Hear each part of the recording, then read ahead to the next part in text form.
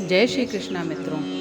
क्या आपने कभी रात के गहरे सन्नाटे में खुद से यह प्रश्न पूछा है कि आखिर ऐसा क्यों होता है? कोई इंसान किसी का दिल तोड़ देता है, किसी का भरोसा तोड़ देता है, किसी के सपनों को रौंद देता है और फिर कुछ समय तक हंसता हुआ, सफल दिखता हुआ, सुरक्षित दिखता हुआ नजर आता है। क्या सच में इस दुनिया में अन्याय जीत जाता है? क्या सच में छल करने वाले बच जाते हैं? क्या सच में कर्म का कोई हिसाब नहीं होता? या फिर सत्य यह है कि कर्म धीरे चलता है, लेकिन जब लौटता है तो इतना सटीक लौटता है कि इंसान की आत्मा तक हिल जाती है। आज की इस कृष्णवाणी में हम उसी गहरे सत्य को समझेंगे। कर्म अपना हिसाब कैसे लेता है? कोई नहीं बचता, क्योंकि मित्रों, जीवन का सबसे बड़ा भ्रम यही है कि हम केवल वही देखते हैं जो आंखों के सामने घट रहा है। हम किसी का ऊंचा घर देखते हैं, चमकती गाड़ी देखते हैं, लोगों की भीड़ देखते हैं, नाम और शोहरत देखते हैं। नहीं, भगवान श्री कृष्ण कहते हैं, हे अर्जुन, इस सृष्टि में कुछ भी बिना कारण नहीं होता। जो बोया गया है वही उगता है। समय अलग हो सकता है, मौसम अलग हो सकता है, खेत अलग हो सकता है, पर फल वही आएगा जो बीज डाला जाएगा। इसलिए जो व्यक्ति दूसरों को चोट देकर आगे बढ़ता दिखता है, वह आगे नहीं बढ़ रहा होता है। वह केवल अपने लिए एक गहरा गड्ढा खोद रहा होता है, जिसमें गिरने का समय अभी आया नहीं है। आज यह वाणी उन लोगों के लिए है जो अकेलेपन से टूट चुके हैं, असफलता देखकर थक गए हैं, जिनके अपने ही उन्हें छोड़कर, उन्हें धोखा देकर जा चुके हैं। आखिर मेरे साथ ही ऐसा क्यों होता है? मैं ही क्यों परीक्षा देता हूँ? मैं ही क्यों रोता हूँ? मैं ही क्यों हारता हूँ? और जो गलत करते हैं उनके जीवन में क्यों उत्सव बना रहता है? अगर आपके मन में भी यह पीड़ा है तो अंत तक बने रहिए, क्योंकि हो सकता है आज जो सत्य आप सुने वही आपके जीवन की दिशा बदल दे। लेकिन जो आगे होगा वह केवल कहानी नहीं होगी, वह आपके भीतर छिपे हुए दर्द का उत्तर भी होगा। मित्रों, हर टूटे हुए इंसान के भीतर दो आवाज़ें होती हैं। एक आवाज़ कहती है, बस अब बहुत हुआ, दुनिया जैसी है वैसी ही बन जाओ। जिसने तुम्हें धोखा दिया तुम भी किसी को धोखा दो। जिसने तुम्हें रुलाया तुम भी किसी को रुलाओ। जिसने तुम्हें अपमानित किया तुम भी अवसर मिलते ही उसे कुचल दो। और दूसरी आवाज़ बहुत धीमी होती है। वह कहती है, रुको, अपने को मत खो।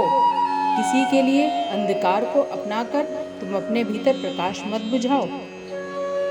यही वह क्षण है जहाँ कर्म का रहस्य शुरू होता है, क्योंकि कर्म केवल हाथों के किए गए काम का नहीं, कर्म इरादे का नाम है।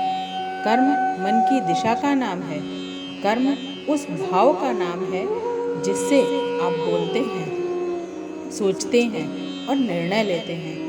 भगवान श्री कृष्ण कहते हैं, हे अर्जुन, मनुष्य केवल शरीर से कर्म नहीं करता, वह मन से भी कर्म करता है, वाणी से भी कर्म करता है और भावना से भी कर्म करता है।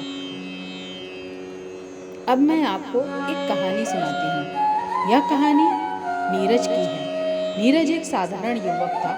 बहुत बड़े सपने नहीं थे, बस इतना चाहता था कि माता पिता को एक अच्छा जीवन दे सके, छोटा सा व्यापार बड़ा कर सके, एक दिन अपने घर के बाहर खड़े होकर गर्व से कह सके कि मैंने ईमानदारी से यह सब बनाया है। नीरज ने मेहनत की, दिन रात की, धूप में भी, बारिश में भी, थकान में भी। उसके साथ उसका बचपन का दोस्त राघव भी था। नीरज उसे अपना भाई मानता था। उसने व्यापार के सारे राज, सारे कागज, सारे संपर्क, सब कुछ राघव के साथ बांट लिया, क्योंकि जहाँ भरोसा बहुत गहरा होता है वहाँ सावधानी अक्सर सो जाती है। कहानी यहीं से करवट लेती है। एक दिन नीरज को पता चला कि जिन ग्राहकों को वह वर्षों से संभाल रहा है वे अचानक उनसे मुंह मोड़ रहे हैं। जिस पैसे के सहारे उसने माल मंगाया था वे कहीं अटक गए हैं।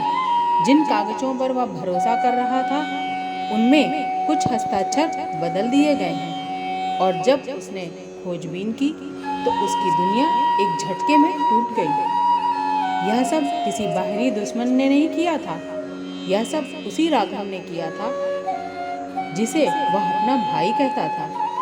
राघव ने चुपचाप उसके ग्राहकों को अपने नाम कर दिया, कर्ज का बोझ नीरज का छोड़ दिया और खुद एक नया व्यापार शुरू किया।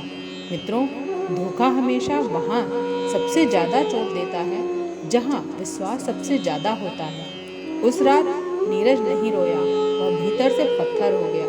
कभी कभी दर्द आंसू बनकर नहीं निकलते, वह जहर बनकर मन में ठहर जाते हैं। उसकी माँ पूछती रही, बेटा सब ठीक है ना? पिता कहते रहे, चिंता मत कर, सब ठीक हो जाएगा। लेकिन नीरज के भीतर एक वाक्य बार बार गूंज रहा था, जिसने मुझे बर्बाद किया मैं उसे बर्बाद करके ही चैन लूँगा। यही वह जगह है जहाँ बहुत से लोग अपने जीवन की सबसे बड़ी भूल कर बैठते हैं, या वह भूल जाते हैं कि सामने वाले के कर्म का न्याय ईश्वर करेगा। लेकिन अगर तुम क्रोध में अपनी आत्मा जला दोगे तो उसका दंड तुम्हें खुद भुगतना पड़ेगा। पर असली सत्य अभी सामने आना बाकी था। कुछ महीनों में नीरज का व्यापार लगभग बंद हो गया। घर गिरवी रखने की नौबत आ गई। पिता बीमार पड़ गए। डॉक्टर ने कहा कि चिंता और तनाव इनकी हालत और बिगाड़ देगी। माँ चुपके चुपके रोती, पड़ोसी दया दिखाते, रिश्तेदार सलाह देते और कुछ लोग भीतर ही भीतर खुशी मनाते कि देखो बहुत ईमानदारी का ढोल पीटता था। अब समझ आया होगा दुनिया कैसे चलती है। नीरज को हर चेहरा नकली लगने लगा। उसे मंदिर की घंटी भी शोर लगने लगी, भजन भी औपचारिक लगने लगे। उसे लगने लगा कि ईश्वर केवल किताबों में है, जीवन में नहीं। एक शाम वह घर से निकला, बिना बताए, बिना दिशा के। शहर के बाहर एक पुराना कृष्ण मंदिर था, जहाँ वह बचपन में अपनी माँ के साथ जाया करता था। वही मंदिर जहाँ पीपल के नीचे बैठे एक वृद्ध संत बच्चों को कथा सुना रहे थे। न जाने क्यों उसके कदम वहीं पहुँच गए। मंदिर लगभग खाली था। दिया धीरे धीरे जल रहा था। शंख की आवाज़ दूर से आ रही थी और उसी पीपल के नीचे अब भी वही वृद्ध संत बैठे थे। बस चेहरे पर समय की और रेखाएं उतर आई थी। नीरज उसके पास जाकर बैठ गया। संत ने उसे देखा और बिना कुछ पूछे कहा, बेटा, जिस व्यक्ति को चोट बाहर से लगी हो वह रोता है, पर जिसे चोट भीतर के विश्वास पर लगी हो वह चुप हो जाता है। नीरज की आंखों से पहली बार आंसू बहे। वह देर तक रोता रहा, फिर बोला, बाबा, मैं बुरा नहीं था, फिर मेरे साथ बुरा क्यों हुआ? मैंने किसी का हक नहीं छीना, फिर मेरा हक किसने छीन लिया? जिसने छल किया वह आज गाड़ी में घूम रहा है और मैं अपने पिता की दवा के लिए पैसे जुटा नहीं पा रहा। अगर कर्म का नियम है क्या, तो उसका फल उसे अभी क्यों नहीं मिल रहा? संत मुस्कुराए नहीं। उन्होंने बस इतना कहा, नीरज, लोग कर्म को बहुत छोटा समझते हैं। उन्हें लगता है कर्म का फल केवल धन, बीमारी, सफलता और असफलता के रूप में मिलता है। पर कर्म का पहला फल बाहर नहीं, भीतर मिलता है। जिसने छल किया है उसने सबसे पहले अपनी आत्मा की शांति खोई है। जिसने विश्वास तोड़ा है उसने सबसे पहले अपने जीवन से भरोसा हटाया है। जिसने किसी का हक छीना है उसने सबसे पहले अपने भाग्य की जड़ काटी है। बाहर का फल समय से आता है, भीतर का फल उसी क्षण शुरू हो जाता है। नीरज ने कहा, लेकिन बाबा, वह तो खुश दिख रहा है।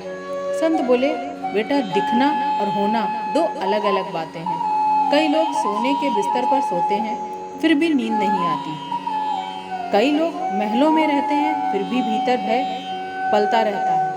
कई लोगों के पास भीड़ होती है फिर भी वे अकेले मरते हैं। यह मत सोचो कि ईश्वर का न्याय धीमा है। ईश्वर का न्याय अत्यंत सूक्ष्म है। भगवान श्री कृष्ण कहते हैं, हे अर्जुन, अधर्म जब बढ़ता है उसका विनाश भी उसी के भीतर पनपना शुरू हो जाता है। अधर्म बाहर से नहीं टूटता, वह भीतर से सड़ता है। यही कर्म का पहला प्रहार है। लेकिन जो आगे हुआ उसने नीरज की सोच पूरी तरह बदल दी।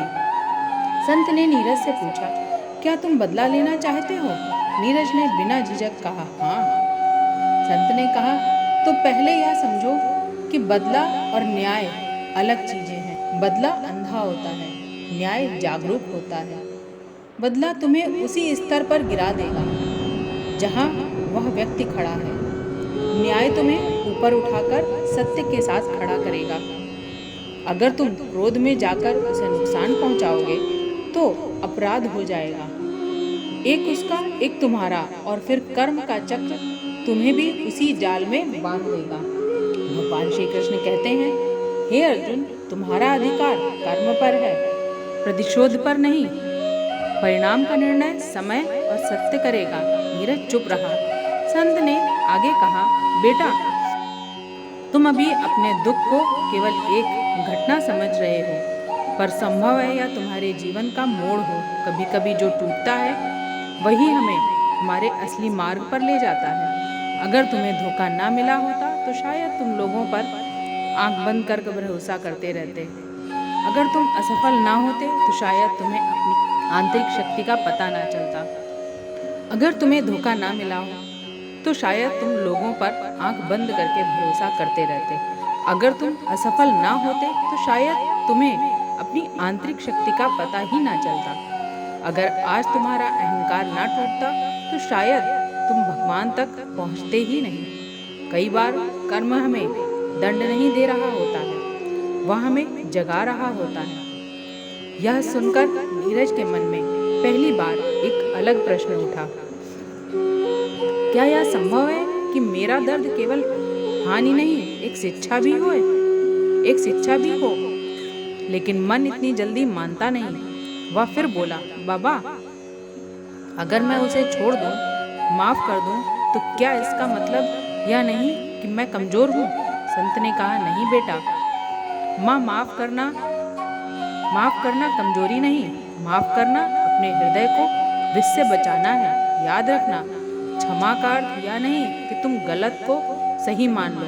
क्षमा का अर्थ यह है कि तुम अपनी आत्मा को अपने अपराध की कैद से मुक्त कर दो। दूरी रखो, सीख लो, सजग रहो, लेकिन भीतर नफरत मत पालो, क्योंकि नफरत से सामने वाला कम, तुम अधिक जलते हो। और यही मन नियंत्रण का पहला पार्ट है। मन पर नियंत्रण ही कर्म को समझने की कुंजी है। भाग्य का बहुत बड़ा हिस्सा मन की दिशा से बनता है। जिस दिन आपका मन टूटकर नकारात्मकता, ईर्ष्या, भय, प्रतिशोध और हीनता में रहने लगता है, उसी दिन आप अपने भविष्य पर अंधेरा लिखना शुरू कर देते हैं। और जिस दिन आप मन को साध कर धैर्य, विश्वास, स्पष्टता और धर्म की दिशा में रखते हैं, उसी दिन आपके जीवन की दिशा बदलने लगती है। भगवान श्री कृष्ण कहते हैं, हे अर्जुन, मनुष्य का मन ही उसका मित्र है और मन ही उसका शत्रु। जिसने मन को जीत लिया उसने परिस्थिति को आधा जीत लिया। जिसने मन हार दिया वह अवसर को सामने खड़ा होकर भी हार जाता है। आज के वीडियो में बस इतना ही। वीडियो पसंद आई हो तो लाइक करें, शेयर करें और चैनल को सब्सक्राइब करें और कमेंट में जय श्री कृष्णा, राधे राधे अवश्य लिखें।